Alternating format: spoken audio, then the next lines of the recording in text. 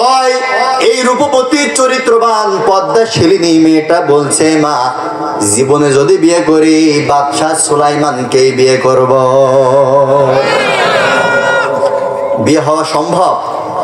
একদিকে ওটা পৃথিবীর বাদশাহ, অন্যদিকে জেলের মেয়ে, এ কি আদৌ সম্ভব?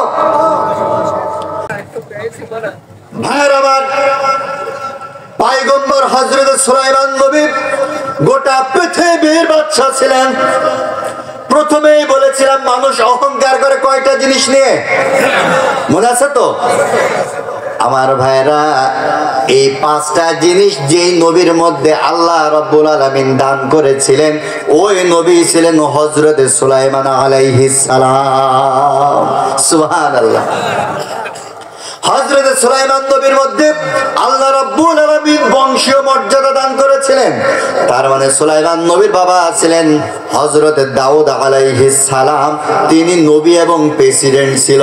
তাহলে বংশের দিকে মিল আছে না নাই? এরপরে আল্লাহ রাব্বুল আলামিন সুলাইমান নবীকে ক্ষমতা দান করেছিলেন। কি পরিমাণ ক্ষমতা দান করেছিলেন সামনে চলুন আমি আলোচনা করতেছি। এরপরে আল্লাহ রাব্বুল আলামিন তাকে গোটা পৃথিবীর সম্পদের মালিক বানিয়েছিলেন। এরপরে 4 নাম্বার বলেছে আল্লাহ তাআলা তাকে অধিক জ্ঞান দান করেছিলেন। 5 নাম্বার বলেছে আল্লাহ রাব্বুল আলামিন তাকে সুন্দর চেহারা দান করেছিলেন। এই 5টা বৈশিষ্ট্যই হযরত সুলাইমান নবীর জীবনের মধ্যে পাওয়া যায়। এই সুলাইমান নবীর ক্ষমতা কেমন ছিল চলুন একটু পর্যালোচনা করে আসি। আল্লাহ রাব্বুল আলামিন পবিত্র কোরআনুল কারীমে 27 নম্বর সূরা আন-নামলের 17 নম্বর আয়াতের মধ্যে সুলাইমান নবীর ক্ষমতা সম্পর্কে আলোচনা করেছে। বলি সুবহানাল্লাহ। চিন্তা করেন, একজন নবীর ক্ষমতা নিয়ে আল্লাহ তাআলা আলোচনা করেছেন, তাহলে সেই নবীর ক্ষমতা কেমন ছিল? কেমন ক্ষমতা ছিল শুনুন। আল্লাহ পাক রব্বুল আলামিন কোরআনুল কারীমের 27 নম্বর সূরা আন-নামলের 17 নম্বর আয়াতের মধ্যে বলতেছেন, ওয়া হুশিরা লিসুলাইমান জুনুদুহু মিনাল জিন্নি ওয়াল ইনসি ওয়াত তায়র। বলে আল্লাহু আকবার। আল্লাহ পাক বলছেন হযরত সুলাইমান আলাইহিস সালামকে আমি আল্লাহ পাক এত ক্ষমতা দান করেছিলাম, তার বডিগার্ডের দায়িত্ব পালন করত 3টা জাতি। জোরে বলি কয়টা? ভাইরা আমার দেশের বিগত 17 বছর যিনি রাষ্ট্র পরিচালনা করেছেন এবং গোটা পৃথিবী বর্তমান যে সবথেকে ক্ষমতাধর পাওয়ারফুল নেতা যিনি, তিনি হচ্ছেন জো বাইডেন। আর নবনির্বাচিত নেতা যিনি, তিনি হচ্ছেন ডোনাল্ড ট্রাম্প। এই এত জগৎ বিখ্যাত শ্রেষ্ঠ নেতাদের বডিগার্ডের দায়িত্ব পালন করে কয়টা জাতি? একটা। কারা তারা? মানুষ। আপনারা মনে বোঝেন নাই কারা তারা? আমরা মানুষ। পৃথিবীর শ্রেষ্ঠ নেতা হওয়ার পরেও তাদের বডিগার্ডের দায়িত্ব পালন করেন শুধুমাত্র একটা জাতি। কিন্তু সুলাইমান নবী এমন বাদশাহ ছিলেন, তার বডিগার্ডের দায়িত্ব পালন করতেন 3টা জাতি। আল্লাহ পাক বললেন, ওয়া হুশিরা লিসুলাইমান জুনুদুহু মিনাল জিন্নি ওয়াল ইনসি ওয়াত তায়র। সুলাইমান নবী যখন সিংহাসনের উপরে বসতেন, এই সুলাইমান নবীর ডান পাশে 6000 বিশিষ্ট মানব জাতির বডিগার্ড দাঁড়ায়া থাকতেন। বলি সুবহানাল্লাহ। মানব জাতি ডান পাশে কয় হাজার? 6000। এরপর আল্লাহ পাক দ্বিতীয় বডিগার্ডের কথা বললেন। আল্লাহ পাক বলছেন জিন্নি, অর্থাৎ সুলাইমান নবীর বাম হাতে 6000 একটি দল জিন জাতির মধ্যে দাঁড়ায়া থাকতো, তারা সুলাইমান নবীর বডিগার্ড হিসাবে। তাহলে ডান পাশে 6 মানব জাতি, বাম পাশে 6 জিন জাতি। 6 আর 6 কত হয়? এই 12,000 জিন আর মানুষ সুলাইমান নবীর বডিগার্ডের দায়িত্ব পালন করতেন। ভাইরা আমার, আর 3 নাম্বার আল্লাহ রাব্বুল আলামিন বললেন ওয়াত-তায়র। হযরত সুলাইমান আলাইহিস সালাম যখন রাষ্ট্র পরিচালনার কাজে বাহির হতেন, তখন সুলাইমান নবীর আরো একটা বডিগার্ডের দায়িত্ব পালন করত আরেক জাতি। ওই জাতির নাম হচ্ছে ওয়াত-তায়র। আরবিতে তয়র বলা হয়, বাংলায় বলা হয় পাখি জাতি। সুবহানাল্লাহ। আপনারা বললেন না? বলতে বলতে পারেন হুজুর, মানব জাতি সুলাইমান নবীর দেহরক্ষী মানলাম, জিন জাতি সুলাইমান নবীর দেহরক্ষী মানলাম, এই পাখি জাতির কাজ কি জানা দরকার আছে না ভাইয়ের আমার? যদি জানতে হয় তাহলে একটু উদাহরণ আমরা নিয়ে আসি। মনে করুন পার্শ্ববর্তী রাষ্ট্রের দাদা বাবু নরেন্দ্র মোদী যদি আমার বাংলাদেশের রাষ্ট্রীয় সফরে যদি আসে, লক্ষ্য করে দেখবেন বাংলাদেশের আন্তর্জাতিক বিমানবন্দর শাহজালাল বিমানবন্দরে যখন নামে, তখন বাংলাদেশের সেনাবাহিনী, নৌবাহিনী, র্যাব বাহিনী, পুলিশ বাহিনীর উচ্চ পদস্থ কর্মকর্তারা ছাতা নিয়ে দাঁড়ায় থাকে। দেখেছেন আপনারা? দেখেছেন? ছাতা নিয়ে দাঁড়ায় থাকে যাতে করে বাংলাদেশের রোদ আর বৃষ্টি ভারতের প্রধানমন্ত্রীকে কষ্ট না দেয়। ভারতের মতো এমন একটা রাষ্ট্রের প্রধানমন্ত্রী হওয়ার কারণে যদি দাদা বাবু নরেন্দ্র মোদীর মাথার উপরে ছাতা ধরা প্রয়োজন হয়ে থাকে, হযরত সুলাইমান নবী তো সাধারণ একটা ভারতের মতন রাষ্ট্রের প্রধানমন্ত্রী নন, তিনি ছিলেন গোটা পৃথিবীর প্রধানমন্ত্রী, যার কথা আসমান জমিন চন্দ্র সূর্য নক্ষত্র পর্যন্ত চলাচল করত। এমন একজন বাদশার জন্য আলাদা করে বাহিনীদের ছাতা নেওয়ার দরকার ছিল না। হযরত সুলাইমান নবী যখন রাস্তা দিয়ে বাইর হতেন, আকাশের উড়ন্ত হাজার হাজার লক্ষ লক্ষ পাখিরা এসে সুলাইমান নবীর মাথার উপরে একটা পাখি আর একটা পাখির ডানার সাথে ডানা মেলায়া সুলাইমান নবীর মাথার উপরে ছাতার মতন বেষ্টন করে ধরতেন। ক্ষমতা কম না বেশি? আমাদের হাসিনার চাইতে কম? বেশি? অনেকেই কিন্তু বলেন নাই, কারণ ওদের চিন্তা হুজুর সুলাইমান আলাইহিস সালাম নবী মানুষ, কয়টা পাখি হিসেবে গিয়েছে, ও তো আসবেই। চলুন তাহলে আর একটা ক্ষমতার ব্যাপারে বলি। সুলাইমান নবীর ক্ষমতা সম্পর্কে যদি আলোচনা করি তাহলে শুধু আলোচনাই হবে, অহংকার সম্পর্কে আপনাদেরকে আমি বোঝাইতে পারবো না। তবে একটাও ক্ষমতার কথা বলি, ও ভাইয়ের আমার, বন্ধুরা আমার, আজকের মাহফিলের সভাপতি যদি মনে করেন তিনি একটু আমেরিকায় যাবেন কিংবা সৌদিতে হজ করতে যাবে, তাহলে এই আমাদের সভাপতি সাহেবকে সর্বপ্রথম পাসপোর্ট রেডি করতে হবে, ঠিক কিনা? এরপরে তাকে ভিসা লাগাতে হবে, এরপরে প্লেনে উঠতে হবে, ওই প্লেনের অকটেন লাগবে, ওই প্লেনের পাইলট লাগবে, ওই প্লেনের ইঞ্জিন প্রয়োজন হবে, এরপর আমার সভাপতি সাহেব হজ করতে মক্কায় যেতে পারবে, ঠিক কিনা? কিন্তু সুলাইমান নবীকে আল্লাহ রাব্বুল আলামিন এত পরিমাণ ক্ষমতা দান করেছিলেন, হযরত সুলাইমান আলাইহিস সালাম শুধুমাত্র একটা তক্তার উপরে দাঁড়াইতেন, এই তক্তাকে বলতেন, তক্তারে আমি এই মুহূর্তে মক্কায় যাব, কিংবা এই মুহূর্তে পৃথিবীর এক মাথা থেকে অন্য মাথায় আমি ল্যান্ড করব, আমাকে তুমি পৌঁছাই দাও। শুধুমাত্র সুলাইমান নবীর মুখের কথায় ওই তক্তাটা বিনা পাসপোর্টে, বিনা ভিসায়, বিনা অকটেনে, বিনা ইঞ্জিনে, বিনা পাইলটে, শুধুমাত্র সুলাইমান নবীর মুখের কথায় সুলাইমান নবীকে পৃথিবীর এক প্রান্তর থেকে অন্য প্রান্তরে উড়াইয়া নিয়ে চলে যেতেন। ক্ষমতা কম না বেশি? ডোনাল্ড ট্রাম্পের চাইতে কম? বেশি? আজকের আলোচনার সাবজেক্ট কি? সবাই বলেন অহংকার। আমরা প্রথমেই হযরত সুলাইমান নবীর ক্ষমতা সম্পর্কে জানলাম, আর এই ক্ষমতা সম্পর্কে জানানোর কারণ আমি প্রথমেই বলেছি, মানুষ অহংকার করে কয়টা জিনিস নিয়ে? এই তো মুখস্থ হয়েছে, তো অটোমেটিক বেরোচ্ছে না মুখ দিয়ে? চলেন সামনে এক এক করে বেরোবে। শুধু 5টা কারণে অহংকার করে মানুষ, তার মধ্যে সব থেকে উল্লেখযোগ্য বস্তুর নাম হচ্ছে ক্ষমতা। যার কারণে ক্ষমতা সম্পর্কে একটু জানালাম। এবার চলুন বিস্তারিত আলোচনার মধ্যে প্রবেশ করি। ভাইরা আমার, বন্ধুরা আমার, সুলাইমান আলাইহিস সালাম গোটা পৃথিবীর বাদশা, গোটা পৃথিবীর বাচ্চা, আসমান জমিন চন্দ্র সূর্য নক্ষত্র গ্রহ তারা কীট পতঙ্গ নবমণ্ডল ভূমণ্ডল সব কিছু সুলাইমান নবীর কথা মতো চলে। হযরত সুলাইমান নবী মন্ত্রী পরিষদের লোকদেরকে ডাকলেন, ডেকে বললেন, আমার মন্ত্রী পরিষদের সকল ব্যক্তিবর্গ তোমরা শোনো, আমার নাম হচ্ছে পয়গম্বর সুলাইমান, গোটা পৃথিবীর বাদশা আমি, কিন্তু এখনো পর্যন্ত আমি বিবাহ করি নাই, আমার বিবাহ করা দরকার। গোটা পৃথিবীর বাদশা বিবাহ করবে।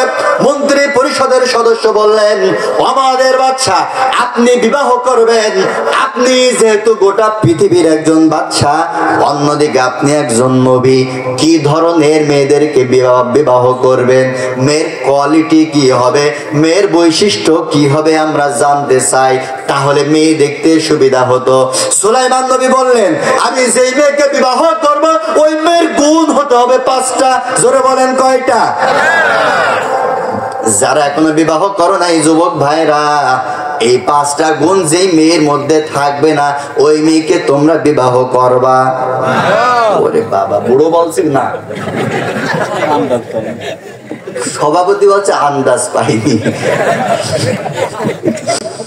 ভাইয়ের আমার, সুলাইমান নবী মেয়ে বিবাহ করবে, মেয়ের মধ্যে কয়টা গুণ থাকতে হবে? 5টা গুণ থাকতে হবে।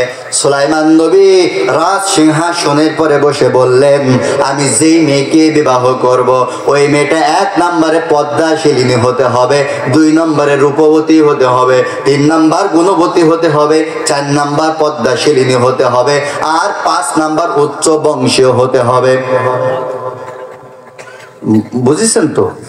1 নম্বর রূপবতী, 2 নম্বর গুণবতী, 3 নম্বর চরিত্রবান, 4 নম্বর পদ্মাশিলিনী, আর 5 নম্বর উচ্চ বংশীয় হতে হবে। এই 5টা গুণ আছে যার, ওই মেয়েকে পয়গম্বর সুলাইমান বিবাহ করবে। এই সংবাদটা শহর থেকে নগর, নগর থেকে গ্রাম, এমন গ্রামে পৌঁছায় গেছে যেই গ্রামের মানুষ সাপ খেলা থেকে নিজেদের জীবিকা নির্বাহ করে, অর্থাৎ বেদে পল্লী। যেই গ্রামের মানুষ মাছ ধরে নিজেদের জীবিকা নির্বাহ করে, অর্থাৎ জেলে পল্লী।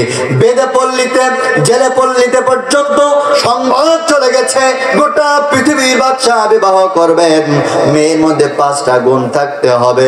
মেয়েটা রূপবতী, গুণবতী, চরিত্রবান, পদ্মাশিলিনী আর উচ্চ বংশীয় হতে হবে। ভাইয়ের আমার, বন্ধুরা আমার, এই 5 গুণ বিশিষ্ট মেয়ে খুঁজে পাওয়া কঠিন না? রূপবতী, গুণবতী, চরিত্রবান, পদ্মাশিলিনী, এইটা এখন বাটি চালান দিলেও পাওয়া। ভাইয়ের আমার, বন্ধুরা আমার, গোটা পৃথিবীর মধ্যে সংবাদ চলে গেল হযরত সুলাইমান নবী বিয়ে করবেন, মেয়ের মধ্যে কয়টা গুণ থাকতে হবে? 5টা। ভাইয়ের আমার, মেয়ে পাওয়া যায় না, মেয়ে পাওয়া যায় না, মেয়ে পাওয়া যায় না। ওই যে সুলাইমান নবী পদ্মাশিলিনী বউ খোঁজ যেমন আছে, তো ওই কথাই তো এখানে ঢুকেছি নাকি?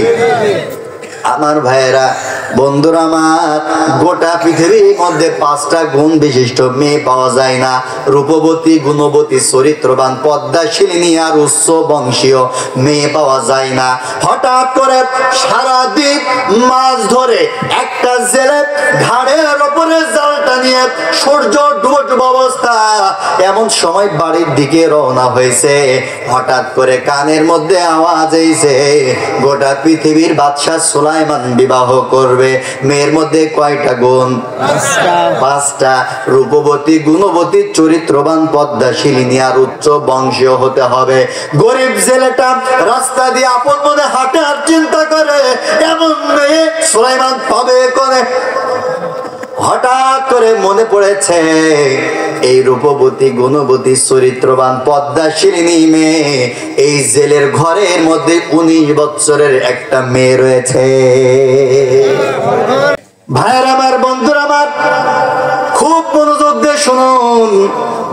এই জেলেটার কানে যখন এসেছে, এই জেলেটা যখন শুনেছে সুলাইমান আলাইহিস সালাম বিয়ে করবেন, মেয়ের মধ্যে 5টি গুণ থাকতে হবে, কিন্তু জেলের মেয়ের সাথে 4টি গুণ মিলে যায়, একটা গুণ মেলে না, সেটা হচ্ছে উচ্চ বংশীয়।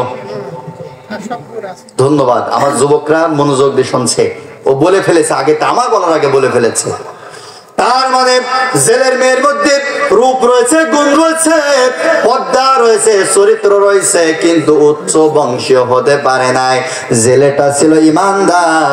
জেলেটা মনে মনে কয়, আল্লাহ যদি তুমি আমার সম্পদ দিতে, তাহলে আমার মেয়েটা আজকে গোটা পৃথিবীর পয়গম্বর হযরত সুলাইমান নবীর সাথে মেয়েটাকে যদি বিয়ে দিতে পারতাম। সুলাইমান যেহেতু আল্লাহর নবী এবং রাসূল, সুলাইমানের ওসিলায় কিয়ামতের ময়দানে আমরা আল্লাহর জান্নাতে চলে যেতে পারতাম। জেলের মতলব ভালো না খারাপ? অবশ্যই ভালো। মেয়ে বিয়ে দিয়ে কোথায় যেতে চাই? জান্নাতে যেতে চাই। ভাইয়ের আবার জেলে সরল মন নিয়ে বাড়িতে হাজির। এই বাড়িতে যাওয়ার পর নিজের প্রাণের স্ত্রীকে ডেকেছেন, প্রাণের স্ত্রী এদিকে আসো। প্রাণের স্ত্রী এসেছে, বলতেছে আমার প্রাণের স্ত্রী, গোটা পৃথিবীর বাদশা সুলাইমান বিয়ে করবেন, মেয়ের মধ্যে 5টা গুণ থাকতে হবে। আমার মেয়ের সাথে 4টি গুণ মিলে যায়, একটা গুণ মেলে না। যদি মিলে যেত আমার পয়গম্বরকে আমি জামাই বানাতে পারতাম। এই জেলের বউ ছিল খানে দরজাল নাম্বার 1।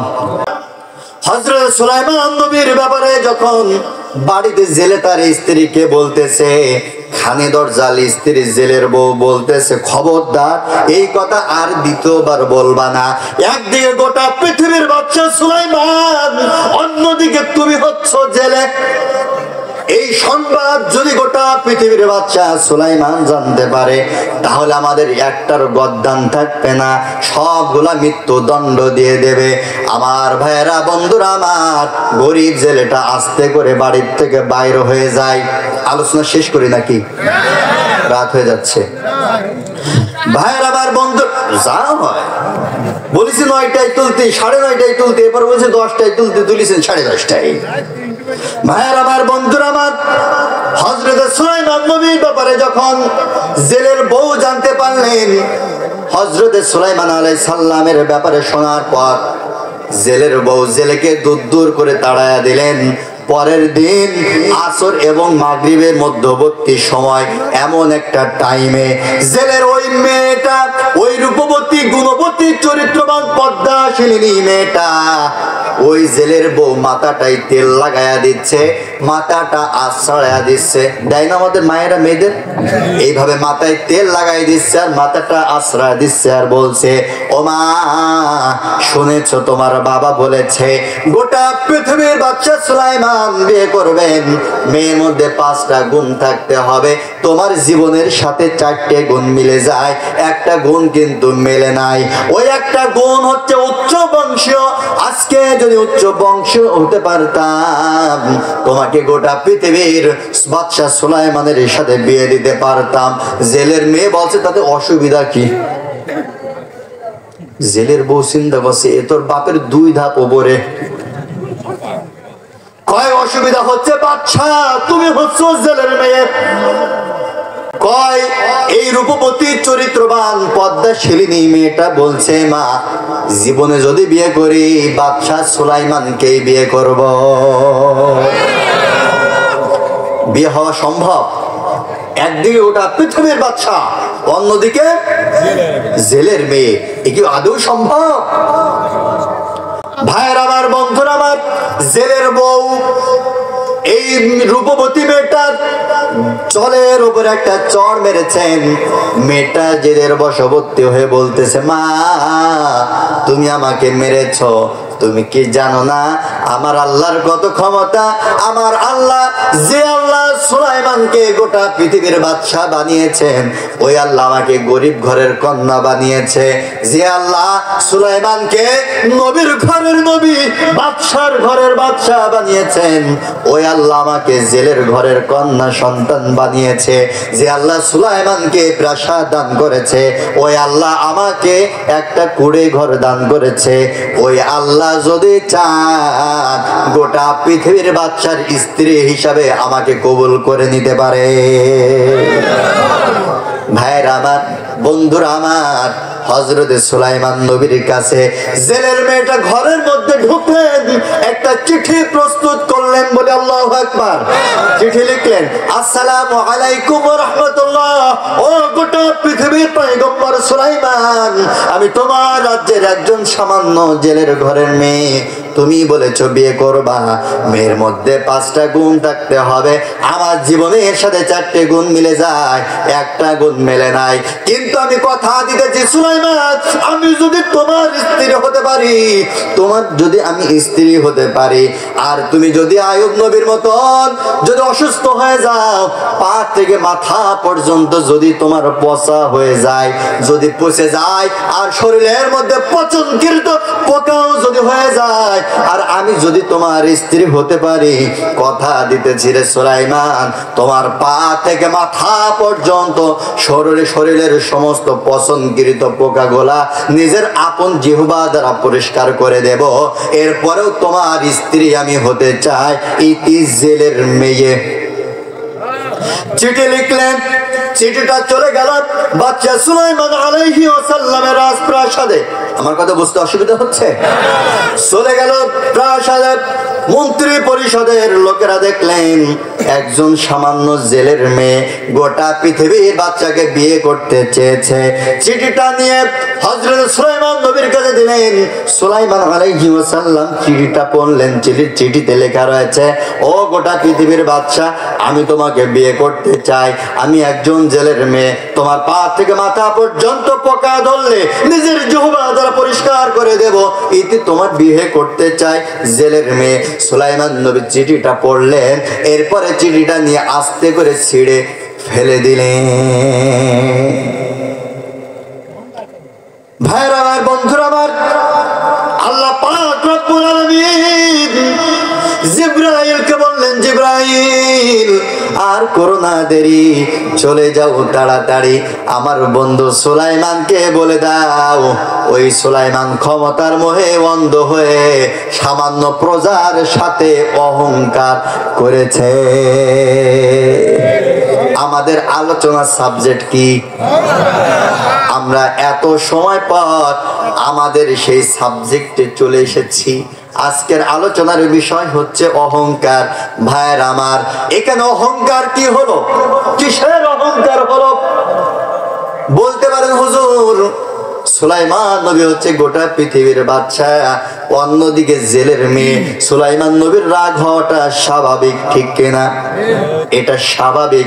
কিন্তু আমি প্রথমেই ওই মুসলিম শরীফের হাদিস বলেছিলাম, মনোযোগ দিয়ে একটুখানি চিন্তা করে দেখুন। আমি বলেছিলাম অহংকার কয় প্রকার? মনে আছে না?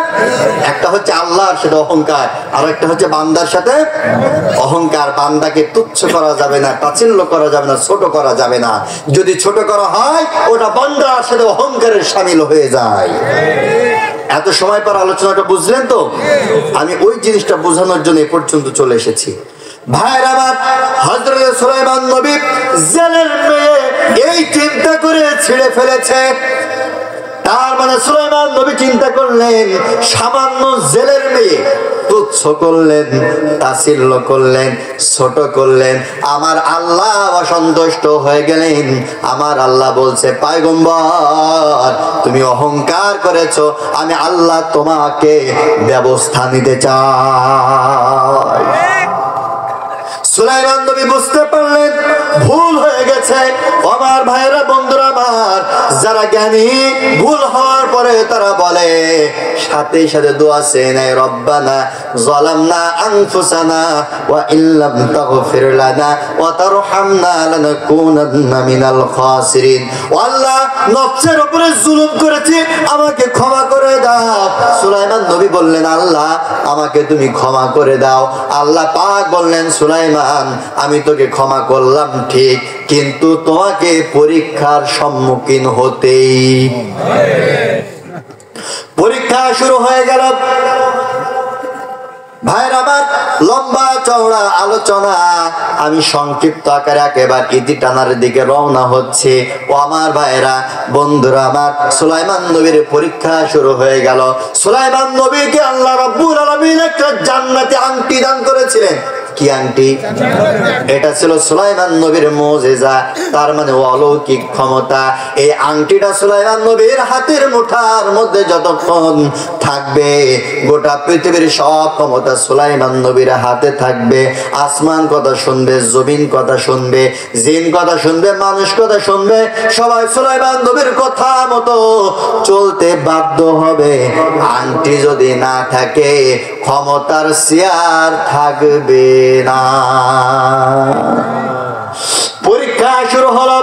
তবে জান্নাতি আংটি, এই জান্নাতি আংটিটা অপবিত্র জায়গায় নিয়ে যাওয়া যাবে। এই দুইজন বুঝলেন? আলোচনা শেষ, দোয়া করি। উত্তর না দিলে হুজুর একা ওয়াজ করবে, আপনারা উত্তর দেবেন না, তা তো হবে না।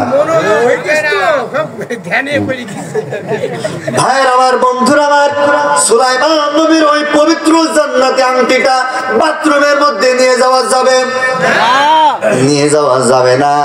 হযরতে সুলাইমান আলাইহিস সালাম সিংহাসন থেকে নামলেন, আংটিটা প্রহরীর কাছে দিলেন, বিশ্বস্ত প্রহরী। যেমন হাসিনার বিশ্বস্ত প্রহরী ছিল উবাইদুল কাদের। হাসিনা যেদিন পলাইছে তার একদিন আগেই নাগার পলাইছে, অথচ এই উবাইদুল কাদের বলেছিল আমরা পালাবো না। ও আমার ভাইরা, বন্ধুরা আমার, কিন্তু আমরা সময় সাপেক্ষে দেখতে পেলাম ওই উবাইদুল কাদের হাসিনাকে রেখে আগেই পালাইছে। ভাইরা আমার, জালিমরা যতই বাড়াবাড়ি করুক না কেন, আল্লাহর ক্ষমতার সামনে ওরা টিকতে পারে না। আমার ভাইরা, বন্ধুরা আমার, কোন কথা বলছিলাম? আংটির কথা বলছিলাম। বিশ্বস্ত প্রহরী ছিল সুলাইমান নবীর, একজন বিশ্বস্ত প্রহরী ছিল। প্রহরীর কাছে আংটিটা দিয়ে বলল, আংটিটা রেখে দাও, আমি একটু বাথরুম থেকে আসি। ভাইয়ের আমার, সুলাইমান আলাইহিস সালাম জান্নাতে আংটিটা প্রহরীর হাতে দিলেন। সুলাইমান নবী বাথরুমে গেলেন। এবার আমি আপনাদের কাছে জানতে চাই, আংটিটা এখন কার হাতে? সুলাইমান নবী এখন কোথায়? বাথরুমে। সুলাইমান নবী শুধু মানুষের বাদশা ছিলেন না, হযরত সুলাইমান আলাইহিস সালাম তিনি জিন বাদশা, দানব, সব কিছু তিনি বাদশা ছিলেন। হযরত সুলাইমান নবীর ব্যাপারে আল্লাহ রাব্বুল আলামিন এই কোরআনুল কারীমের মধ্যে পিপিলিকা নামে একটা সূরা নাযিল করেছে। ওই পিপিলিকা নামক সূরার মধ্যে আল্লাহ পাক বলেছেন, পিপিলিকা পর্যন্ত সুলাইমান নবীর কথা শুনতে বাধ্য ছিলেন। কি পরিমাণ ক্ষমতা আল্লাহ রাব্বুল আলামিন সুলাইমান নবীকে দান করেছিলেন। হযরত সুলাইমান আলাইহিস সালাম অপরিচিত একটা রাষ্ট্রে ভ্রমণ করতে গেছে। 9 মাইল উপরে, তক্তার উপরে রয়েছে সুলাইমান আলাইহিস সালাম। কয় মাইল? 9 মাইল উপরে দাঁড়ায় রয়েছে সুলাইমান হাওয়ার উপরে। আর 9 মাইল নিচে মাটির উপরে একটা পিপিলিকা তার গোত্রকে সাবধান করতেছে, বাদশা সুলাইমান এসে গর্তে ঢোকো। এই মাটির থেকে পিপিলিকার মুখের আওয়াজটা 9 মাইল উপর থেকে বাদশা সুলাইমান শ্রবণ করতে পেরেছে। ক্ষমতা দেখছেন আল্লাহ কি পরিমাণ ক্ষমতা দিয়েছিল। হযরত সুলাইমান নবী বাথরুমের মধ্যে গেলেন, আংটিটা প্রহরীর হাতে দিয়ে গেলেন। ভাইয়ের আমার, বন্ধুরা আমার, হযরত সুলাইমান নবী ছিলেন ন্যায়পরায়ণ বাদশা। তিনি মানুষ যখন অন্যায় করতেন, মানুষদেরকে ধরে জেলখানার মধ্যে পুরে রেখে দিতেন। আর জিন দানব যদি কোনো অন্যায় করতেন, তাদেরকে হযরত সুলাইমান আলাইহিস সালাম তাদেরকে বোতলের মধ্যে পুরে সমুদ্রের অতল গহ্বরে রেখে দিতেন। ওই সমুদ্র অতল গহ্বর থেকে একটা জিন শয়তান কেমনে কি করে ছাড়া পেয়ে গেছে, জমিনের মধ্যে এসেছে। সুলাইমান আলাইহিস সালামের প্রাসাদের পাশ দিয়ে ঘুরে আর চিন্তা করে যে কোনো কায়দায় সুলাইমান নবীকে প্রতিশোধ নিতে হবে। যেই না সুলাইমান নবী গোটা পৃথিবীর ক্ষমতা ধরা আংটিটা প্রহরীর হাতে দিয়ে বাথরুমের মধ্যে গেছে, ওই জিনটা হুবহু সুলাইমান নবীর পা থেকে মাথা পর্যন্ত সূরাত ধারণ করেছে।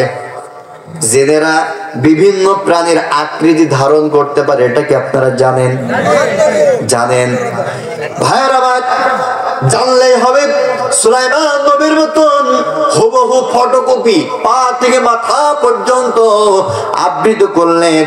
এরপর প্রহরীর কাছে গিয়ে বলতেছে, প্রহরী আংটিটা দাও। প্রহরী দেখলো পা থেকে মাথা পর্যন্ত মিলায়া দেখতেছে এটাই তো অরিজিনাল সুলাইমান। আংটিটা দিলেন, আংটিটা দিলেন, সিংহাসনের আসনে বসে গেলেন। ভাইয়েরা আমার, আপনাদের কাছে জানতে চাই, আংটি যখন ছিল বাদশা সুলাইমানের কাছে, গোটা পৃথিবীর ক্ষমতা ছিল সুলাইমান নবীর কাছে, আংটি এখন শয়তানের হাতে, গোটা পৃথিবীর ক্ষমতা কার কাছে? গোটা পৃথিবীর মস্তদে কে বসে রয়েছে? আমি কিন্তু এখন কে রস করছি না, সুলাইমানের রস করছি। আমার ভাইয়েরা, বন্ধুরা আমার, ক্ষমতার মস্তদে বসে গেছে শয়তান, আর অরিজিনাল সুলাইমান এখন কোথায়? আপনারা সবাই উত্তর দিচ্ছেন না, আমি বিরক্ত। ভাইয়েরা আমার, বন্ধুরা আমার, বাথরুম থেকে সুলাইমান নবী, আর অন্যদিকে গোটা পৃথিবীর মসনদের সিংহাসনে বসে গেছে শয়তান। শয়তান সিংহাসনের উপরে বসে সর্বপ্রথম ভাষণ দিলেন, ও আমার দেশের জনগণ, দিয়া শোনবন, এই রাষ্ট্রের মধ্যে একটা ডুপ্লিকেট সুলাইমান বাইর হইছে, যাকে দেখতে একেবারে পা থেকে মাথা পর্যন্ত আমার মতোই দেখতে। ওকে তোমরা যেখানেই পাবা সেখানেই গণধুলাই দিবা। বুঝছেন তো? সুলাইমান নবী বাথরুমের মধ্যে এইদিকে ঘোষণা হয়ে গেল, হযরত সুলাইমান নবী সিংহাসনের যাওয়ার জন্য বাথরুম থেকে বাইরে হলেন। প্রহরীকে গিয়ে বলতে, প্রহরী আংটি দে। যেই না প্রহরীর কাছে দাঁড়াইছে আংটি নেওয়ার জন্য, প্রহরী পা থেকে মাথা পর্যন্ত মিলায়া বলছে, একটু আগে বাদশা বলল ডুপ্লিকেট সুলাইমান, পড়বে না পড়বে না আমার সামনে আগে। কসে কিনু বা কয় আংটি, কয় আংটি যদি নিতে চাও সিংহাসনের দিকে একটু চেয়ে দেখো। হযরত সুলাইমান নবী সামনের দিকে আগলেন, চিনতে পারলেন সুলাইমান নবী সিংহাসনের দিকে তাকায় দেখলেন একেবারে হুবহু যমজ ভাই বসে রয়েছে। হযরত সুলাইমান আলাইহিস সালাম সিংহাসনের লোকটাকে দেখে চিনতে পারলেন এটা আসলে অরিজিনাল সুলাইমান নয়, এটা সুলাইমান রূপী সিংহাসনে শয়তান বসে গেছে। আমার ভাইরা, সুলাইমানের উত্তরসূরি আল্লামা সাঈদী বিগত 10 বছর আগে সিংহাসনের দিকে হাসিনাকে দেখে বুঝতে পারিল এটা দেশের কল্যাণের জন্য বসে নাই, এটা ভারতের কল্যাণের জন্য ভারতের দালাল বসেছে। এই জন্য বিগত 17 বছর আগে, 10 বছর আগে প্রাণের কলিজার টুকরা আল্লামা সাঈদী গোটা জাতির উদ্দেশ্যে বলেছিল, ও জাতি, যদি ভুল করো এমন সময় আসবে, এমন অন্ধকার অমাবস্যা রাত আসবে যার শুভেচ্ছা দেখা অসম্ভব। এই জাতি বুঝতে পারে নাই। ঠিক তদ্রূপ সুলাইমান নবী বলেছিল, ও আমার জাতি, তোমরা কাকে সিংহাসনে বসাই চাও, ওইটা কিন্তু 2 নাম্বার মাল, ওইটা কিন্তু রাজাকার, ওইটাই কিন্তু দালাল, অরিজিনাল হচ্ছে আমি। কিন্তু দেশের জনগণ কোন কথা শোনে নাই। অরিজিনাল সুলাইমান নবীকে এমন ভাবে আঘাত করলেন, মেরে একেবারে রক্তাক্ত করে ফেললেন, যেমনটা করেছিলাম আমরা বাঙালি জাতি করি নাই। আল্লামা সাঈদী বলেছিল, আমার দেশের জনগণ দিয়া শোনো মন, যদি তোমরা এই হাসিনার এই ডাইনের পক্ষে যদি যাও, এমন অন্ধকার কালো গাঢ় অমাবস্যার রাত আসবে যার শুভেচ্ছা দেখা অসম্ভব। কিন্তু আমরা সেদিন বাংলাদেশের সকল মুসলিম জনতা ঐক্যবদ্ধ হয়ে ওই ডাইনের পাশেই গিয়েছিলাম আর সোনার মানুষগুলাকে জেলে ভরেছিলাম। ঠিক তদ্রূপ শুধু মিলাবেন, বাস্তবতার সাথে মিলাবেন। ভাইরা আমার, বন্ধুরা আমার, হযরতে সুলাইমান আলাইহিস সালামের কথা কেউ শোনে নাই। 2 নাম্বার মালকে সিংহাসনের উপরে বসায়া অরিজিনাল সুলাইমান নবীকে রক্তাক্ত করলেন, আঘাত করলেন, মেরে একেবারে শোয়ায় ফেললেন। মানুষ মনে করলো মরে গেছে, মরা ভেবে, ডুপ্লিকেট ভেবে বাদশা সুলাইমানকে নদীতে ফেলে তো আসলেন। হযরত সুলাইমান আলাইহিস সালাম রক্তাক্ত অবস্থায় নদীর তীরে পড়ে রয়েছে। হঠাৎ করে ওই সেই গরিব জেলেটা মনে আছে নাকি? মনে আছে? ওই সেই গরিব জেলেটা সারাদিন মাছ ধরে বাড়ির দিকে রওনা হয়েছে। প্রতিমধ্যে নদীর তীরে এসে দেখলেন একজন সুদর্শন যুবক রক্ত মাখা অবস্থায় পড়ে রয়েছে। গরিব জেলের হৃদয়ের মধ্যে মায়া জেগেছে। মাজার থেকে গামছাটা খুললেন, নদীর মধ্যে চাপালেন, নদীর থেকে পানি তুললেন, হযরতে সুলাইমান নবীর মুখের ওপরে পানিটা ফেললেন। হযরতে সুলাইমান নবীর জ্ঞান ফিরে আসলো। হযরতে সুলাইমান নবী অচেতন অবস্থায় পড়েছিলেন, রক্তাক্ত অবস্থায়। জেলের সামনে জ্ঞান ফেরার সাথে সাথে জেলেটা বলতেছে, বাবা তোমাকে দেখে মনে হচ্ছে আভিজাত্য পরিবারের সন্তান। চেহারার মধ্যে একটা আভিজাত্যের ছাপ রয়েছে। রক্তাক্ত অবস্থায় এখানে পড়ে রয়েছো কেন? তোমার নাম কি, পরিচয় কি, কোথা থেকে এসেছো জানতে চাই। আমার ভাইয়েরা, সুলাইমান নবীর কাছে যেই না নাম জানতে চেয়েছে, সুলাইমান নবী চিন্তা করছে যদি নাম বলি এই জেলেও মারবে। মানে আওয়ামী লীগের মতো অবস্থা হয়েছে, বুঝছেন তো আপনারা? আওয়ামী লীগের মতো অবস্থা। দরবেশ চিন্তা করলো আওয়ামী লীগ থেকে বাঁচার জন্য দাড়ি দাড়ি সেভ করে পালাচ্ছে। মেলছে তো? মনে হয় মেলছে না। মেলছে? ভাইয়ের আমার, বন্ধুরা আমার, হুঙ্কার টুঙ্কার পরে ওই সব দিয়ে কোনো লাভ নাই। বাংলা ভাষায় ওয়াজ করছি, শুধু শোনেন। আপনাদেরকে হুঙ্কার দিয়ে করব কি? আগে হুঙ্কার দিতাম, গালি দিতাম যাদের, তারা তো সব পলাতক। আর গালাগালি দিয়ে করবো কি? শুধু বুঝাচ্ছি আর ইতিহাসটা জানানোর চেষ্টা করছি, যাতে করে এই জাতি আর আগামীতে কোনোদিন ওই সকল দালালদের পেছনে যেন আর না যায়।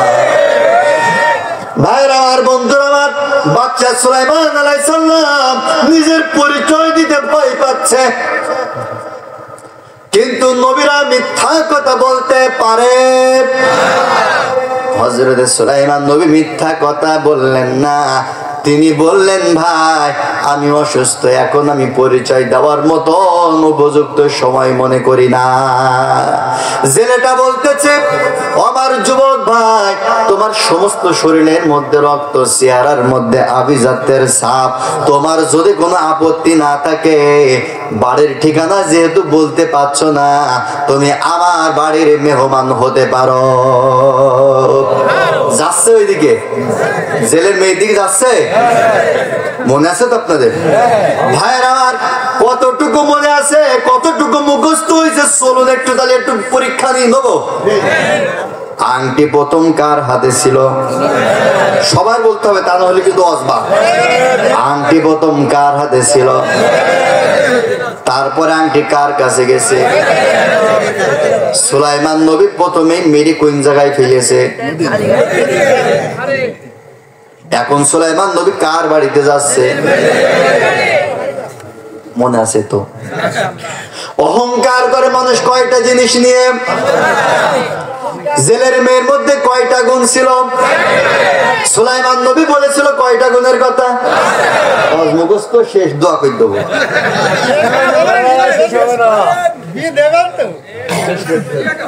বলিলাম না অটোমেটিক সব মুখস্থ হয়ে যাবে।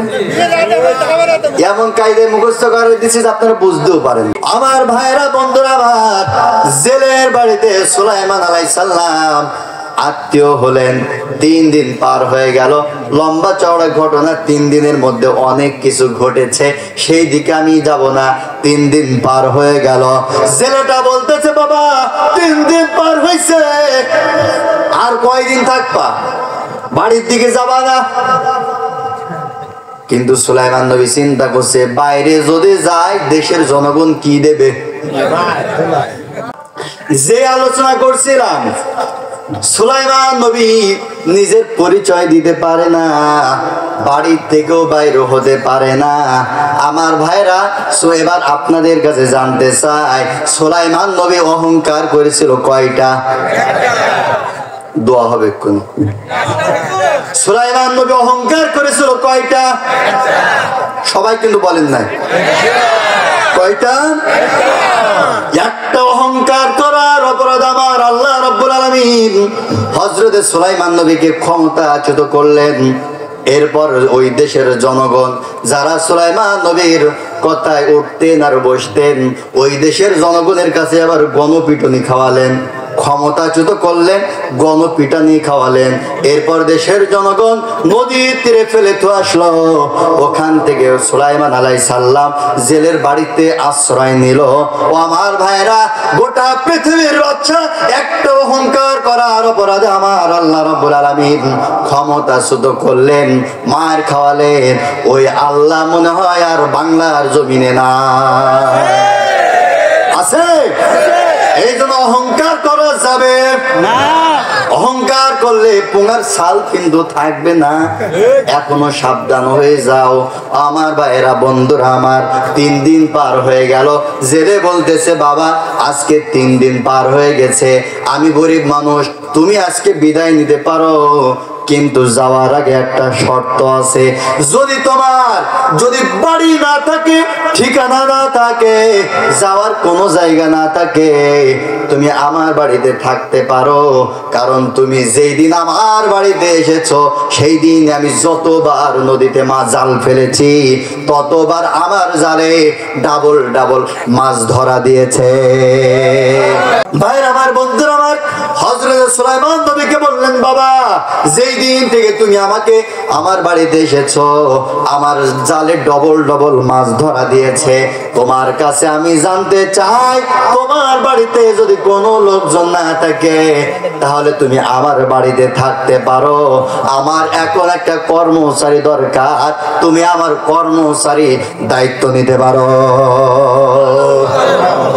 সুলাইমান নবী আকাশের দিকে তাকায় আর চিন্তা করে, ছিলাম গোটা পৃথিবীর বাদশা, সামান্য একটা অহংকার করার অপরাধে গোটা পৃথিবীর ক্ষমতা চলে গেছে।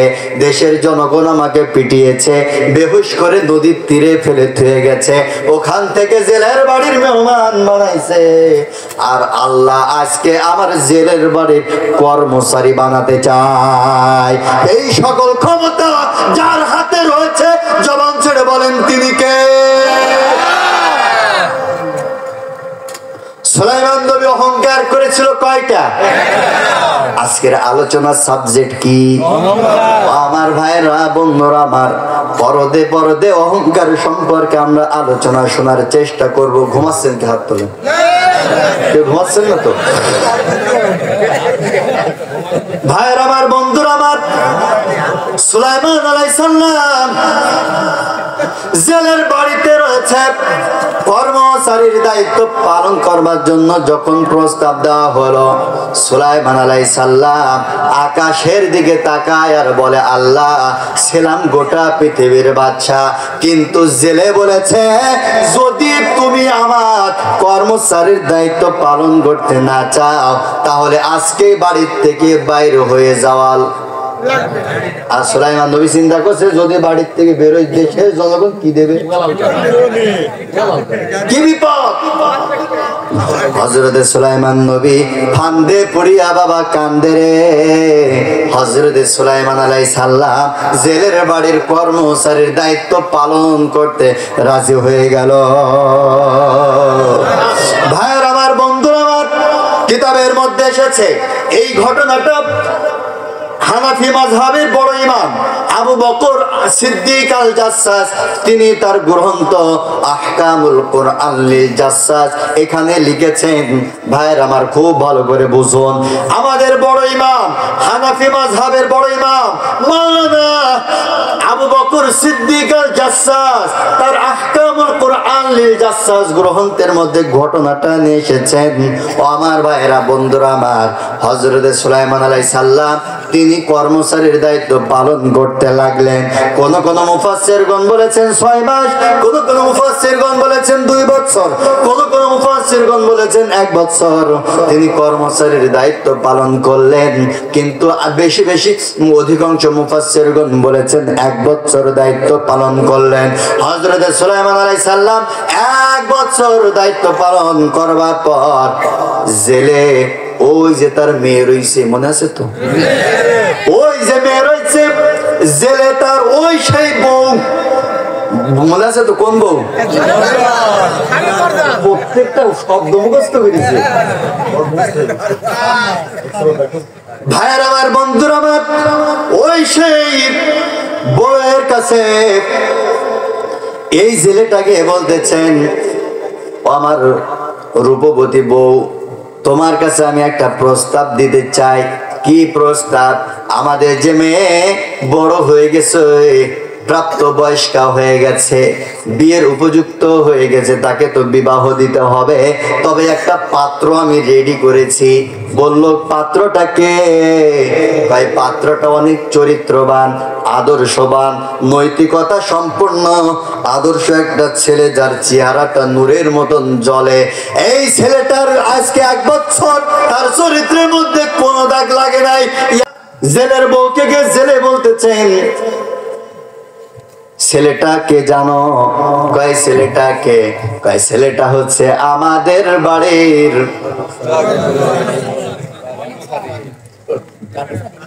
জেলের মেয়ে বলতেছে, জেলের বউ বলতেছে, ছেলেটা তো ভালো, খারাপ না, মেয়ে তো বিয়ে দিতেই হবে, আজ হোক না হয় কাল হোক, দিতেই হবে, তুই প্রস্তাব দিয়ে দেখো ছেলেটার কাছে। হযরত সুলাইমান আলাইহিস সালাম আর জেলে পরের দিন বাহির হয়েছে, নদীর উদ্দেশ্যে রওনা হয়েছে। রাস্তার মাঝখানে জেলে সুলাইমান নবীকে দাঁড় করাইছে, বাবা দাঁড়াও, তোমার সাথে কিছু কথা আছে। কয় কি কথা? কথা হলো, ও বাবা, তুমি আমার বাড়িতে বহুদিন রয়েছ, বলো তো দেখি আমার বাড়ির ফ্যামিলি মেম্বার কয়জন? সুলাইমান নবী বলতেছে, বাবা আপনার বাড়ির ফ্যামিলি মেম্বার 3 জন। কয় কে কে? কয় বাবা 1 নাম্বার হচ্ছেন আপনি, 2 নাম্বার আমার শাশি, 3 নাম্বার আমি। জেলে মনে মনে কয়, এ তো একবার লিস্ট্রিতে মেয়ে বাদই দিয়ে দিয়েছে। কয় বাবা তোমার ভুল হচ্ছে, আমার বাড়ির ফ্যামিলি মেম্বার 3 জন নয়, আমার বাড়ির ফ্যামিলি মেম্বার 4 জন। একজন হচ্ছে তুমি, আমি, তোমার চাচি, আর আমার বাড়ির রূপবতী, গুণবতী, চরিত্রবান, পদ্মাশিনী 20 বছরের একটা যুবতী কন্যা রয়েছে। বলে আল্লাহু আকবার। সুলাইমান নবী অবাক হয়ে গেল, যে বাড়িতে 1 বছর হয়েছে, অথচ 1 বছরের মধ্যে মেয়েটাকে তো দূরে থাক, মেয়ের আজ পর্যন্ত একটা জামা কাপড় দেখি না। এমন মেয়ে এই গ্রামে ঘরে ঘরে। ভাইয়ের আবার, বন্ধুরা আমার, ভাইয়ের আবার, বন্ধুরা আমার, হযরত সুলাইমান নবী থমকে গেলেন, চিন্তা করলেন, রাস্তার মাঝখানে দাঁড়ায়া মেয়ের ব্যাপারে আমার সাথে গল্প করে কে? সুলাইমান আলাইহিস সালামের চিন্তা শেষ হতে না হতে জেলেটা বলতেছে, বাবা আমার ওই মেয়ের সাথে আমি তোমাকে বিবাহ দিতে চাই। আল্লাহু আকবার। ছিল গোটা পৃথিবীর বাদশা, আজকে সেই জেলের বাড়ির জামাইয়ের ব্যাপারে প্রস্তাব পায়। ভাইয়ের আমার, কিন্তু ওই জেলের একেবারে কড়া নির্দেশ, যদি মেয়ে বিয়ে না করো তাহলে আমার বাড়িতে থাকা যাবে না। হযরত সুলাইমান আলাইহিস সালাম এক পর্যায়ে সুলাইমান ওই জেলের রূপবতী, গুণবতী, চরিত্রবান, পদ্মাশিনী মেয়েটাকে বিয়ে করতে রাজি হয়ে গেল। আল্লাহু আকবার। ছিল গোটা পৃথিবীর বাদশা, একটা অহংকার করেছিল, জেলের মেয়েকে তুচ্ছ করেছিল, তাচ্ছিল্য করেছিল, যার কারণে আমার আল্লাহ রাব্বুল আলামিন ক্ষমতা আছুত করে আজকে জেলের এই বাড়ির ঘর জামাই বানানোর সিদ্ধান্ত নিয়েছে। কিন্তু বিয়ে কিন্তু এখনো হয়। ভাইরা আমার, বিয়ে কি হবে? ভাইরা আমার, বন্ধুরা আমার, হযরত সুলাইমান আলাইহিস সালাম বিয়ে করতে রাজি হয়েছেন, কিন্তু বিয়ে কিন্তু হয়। এইদিকে ওই যে সিংহাসনে বসে রয়েছে কে, সে কি করছে সেটাও জানার দরকার আছে না? আল্লাহ এত ওয়াজ করবো গো, আমি এত পয়েন্ট বাদ দিছে, তাও যেন কথা শুধু বেরোচ্ছে, শুধু বেরোচ্ছে। ভাইয়ের আমার, হুজুর মরু। ভাইয়ের আমার, বন্ধুর আমার, এইদিকে বউ কেউ বিয়ে করতে চেয়েছে সুলাইমান, এখনো কিন্তু বিয়ে হয় নাই। বিয়ে হবে কি হবে না এই আলোচনাটা আমরা একটু পরে করব। আগে ওই রাষ্ট্র থেকে ঘুরে আসি, ওই ক্ষমতার মসনদে বসে রয়েছে কে? আরো জোরে বলেন কে? শয়তান ক্ষমতার মসনদে বসেছে। ওটা 1 নাম্বার নাকি 2 নাম্বার? ওটা ভোটের নাকি মেরে দেয়া? মেরে দিয়া। ওরা মেরে দিয়া ক্ষমতায় বসে রয়েছে। আর 1 নাম্বার সরকার যদি রাষ্ট্র ক্ষমতায় না থাকে তাহলে 1 নাম্বারের কার্যকলাপ আশা করা যায় না। ভাইরা আমার, ওই শয়তান সিংহাসনের পরে বসে সব 2 নাম্বারই শুরু করেছে। কি 2 নাম্বারই শুরু করেছে? দেশের জনগণ যখন অধিকার আদায়ের জন্য রাজপথে নামে, শয়তানটা তখন গুলি করে দেশের জনগণকে মারে। আপনারা বুঝছেন না? যদি বোঝেন তা উত্তর দেন। শয়তানটা যখন দেশের জনগণ যখন না খেয়ে মরে, ওই শয়তানটা তখন 200 টাকা পেঁয়াজের কেজি বাড়ায়। দেশের জনগণ যখন না খেয়ে মরে, শয়তানটা তখন ঝালের কেজি 1000 মারে। এমন পরিস্থিতি শুধু বাংলাদেশে ছিল না, এটা শুধুমাত্র আমরা ওই ইন্ডিয়া রস করছি, বাংলাদেশের না। বাংলাদেশে ভাইয়ের আমার, বন্ধুরা আমার, যখন কোন রাষ্ট্র ক্ষমতায় 2 নাম্বার সরকার বসে যায়, ওই দেশের মধ্যে কিছু সমস্যা শুরু হয়ে যায়। আল্লাহ রাসূল বলেছে ওই দেশের মধ্যে ন্যায় বিচার থাকে না, ওই দেশের মধ্যে মানুষের নিরাপত্তা থাকে না, ওই দেশে নারীদের সতীত্বের দাম থাকে না, ওই দেশের মধ্যে জনগণের মৌলিক অধিকার থাকে না। কিন্তু বাংলাদেশে সব ছিল। সব ছিল না? তার মানে বোঝা যায় বাংলাদেশের যেতে সব ছিল না, তার মানে বাংলাদেশে 1 নাম্বারটা ছিল না, যেটা বসল 2 নাম্বার। আর যখন 2 নাম্বার কেউ ক্ষমতায় যায়, পড়ছেন না? 2 নাম্বার যখন ক্ষমতায় যায়, ওই রাষ্ট্রের মধ্যে কিছু সমস্যা শুরু হয়ে যায়। কি কি সমস্যা? আল্লাহ রাসূল হাদিসের মধ্যে বলেছে, ওই হাদিসটা আমি কবিতার আকৃতি দিয়েছি, বলবো নাকি? আল্লাহ রাসূল বলেছে, আমি কবিতার আকৃতি বিষয়টা তুলে ধরার চেষ্টা করছি ভাইরা আমার। আল্লাহ রাসূল বলেছে 2 নাম্বার সরকার হাসিনার মতন যখন ক্ষমতায় বসে যাবে, কিংবা সুলাইমান আলাইহিস সালামের ওই ডুপ্লিকেট শয়তানের মতন বসে যাবে, তখন ওই দেশের মধ্যে জ্ঞানী হবে অপমান, গুণী হবে দোষী, সত্য যাবে নির্বাসনে, মিথ্যা হবে বেশি, লজ্জা উঠবে আকাশেতে, শরম খাবে ধন, জাতে উঠবে অজাতেরা, থাকবে না আর এই সমাজের মান। জ্ঞানী হবে অপমান জ্ঞানহীনদের কাছে, এই কথাটা আল্লাহর রাসূল হাদিসে বলে গেছে। যতই করো বাড়াবাড়ি, মৃত্যু তোমার হবে, কিছু বিশ্বাস করো বা না করো, এই কথা বিশ্বাস করতে তোমার হবে। যেদিন তুমি মারা যাবে, সবাই তোমার দেখতে আসবে, দেখবে তোমার লাশ, কেউ করবে কবর আর কেউ কাটবে বাঁশ, কেউ করবে গোসল আর কেউ করবে দাফন। ওই কবরে আল্লাহ ছাড়া কেউ হবে না আপন। নেতা বলো নেত্রী বলো, কেউ তো কারো নয়, দুনিয়ার সকল মায়া ছেড়ে অন্ধকার কবর জগতে চলে যেতে হয়। আমরা সবাই বাস করি পৃথিবীর এই অঙ্গে, হাতের রেখা মুখের চেহারা মেলে না তো কারোর সঙ্গে, মেলে নাকি? হাতের রেখা মুখের চেহারা মেলে না তো কারোর সঙ্গে, আর মেলে না কলমের সই, বুড়ি আঙ্গুলের টিপ। মহান প্রভু আছেন একজন, এই কথাটা 100% ঠিক। ভাইরা আমার, বন্ধুরা আমার, হযরত সুলাইমান নবীর এই রাষ্ট্র ক্ষমতায় শয়তান যখন বসে গেছে, সব 2 নাম্বারই শয়তানি শুরু করে দিয়েছে।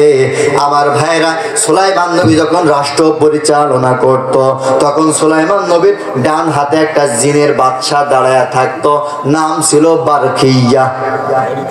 কি নাম? ডান হাতে দাঁড়াই থাকতো।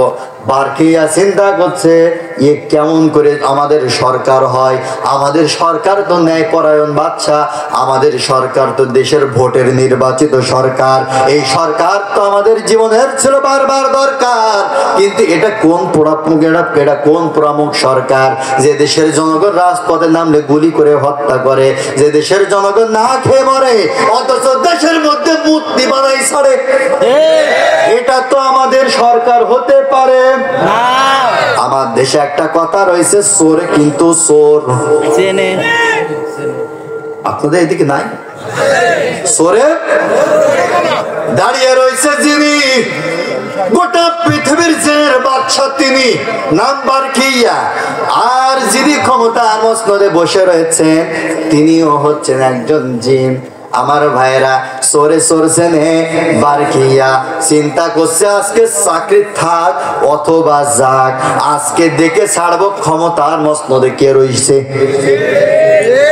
5 আগস্টের আগে আমার দেশের সরকারি কর্মচারীরা যদি মনে করত ক্ষমতার মসনদে 1 নাম্বারটা নাকি 2 নাম্বার দেখে ছাড়বো, আল্লাহর কসম হাসিনা এতদিন আমাদের মাথার উপরে কাঁঠাল ভেঙে খাইতে পারত না। বারকিয়া চিন্তা করলো, কিন্তু দেরি হয়ে গেছে। চিন্তা করলো যে কোনো কায়দায় আজকে দেখে ছাড়বো ক্ষমতায় কে। লম্বা চওড়া ঘটনা ভাইরা আমার। বারকিয়া চিন্তা করতেছে ক্ষমতায় কে দেখবো, মনোযোগ দিয়ে যেই না দেখেছে, দেখছে এটা সেই মাল 2 নাম্বার। বারকিয়া বলছে কি রে তুই? ইয়াবার তাকাই দেখছি জেলের বাচ্চা করে, কি তুই?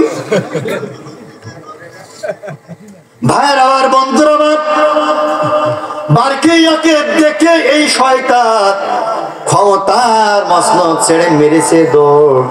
হাতের মধ্যে রয়েছে আংটি, মনে আছে তো আংটি? হাতের মধ্যে রয়েছে আংটি। বারকিয়ার তাড়ায় এও দৌড়ায়, বারকিয়াও তাড়ায়, এ দৌড়ায়।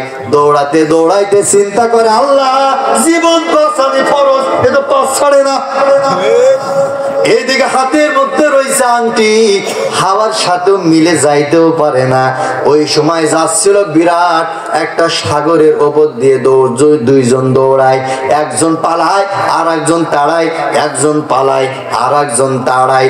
চিন্তা করলো জীবন বাঁচানি ফরজ, ওসব গদি ফদি পড়ে থাকবে, আগে জীবনটা বাঁচায়নি হাসিনার মতো। ওরে ক্ষমতা জীবনে বেঁচে থাকলে দেখে নেব, মেলছে না মনে হয়। ক্ষমতার গদি ছেড়ে হাসিনা হেলিকপ্টার মেরেছিল, আর ওই শয়তান আংটি ফেলে হাওয়ার সাথে মিলেছিল। মিলাছে না? এ আংটিটা ফেলে নদীর উপর দিয়ে হাওয়ার সাথে মিলে যায়। আমার ভাইয়েরা বন্ধুরা আমার, বারকিয়া নদীর উপরে এখন স্তব্ধ হয়ে যায়। চিন্তা করে শয়তানটা গেল কোথায়। এইদিকে এইটা তো ছিল 2 নাম্বার, তাহলে 1 নম্বরটা এখন তাকে আমরা কোথায় পাবো? আর 3 নাম্বার আংটিটার এখন হবে কি? কারণ আংটি এখন কোথায়? ভাইয়েরা আমার, এই সুলাইমান আলাইহিস সালাম কিভাবে ফিরছে, কেন বিয়ে হলো, আবার কি ঘটেছিল, আংটিটা কিভাবে উদ্ধার করেছিল, এই শয়তানটাকে কিভাবে আমরা ফিরে পেয়েছিলাম, ইনশাআল্লাহ আগামীতে যদি কখনো দেখা হয় আপনাদেরকে বলবো। এখানকার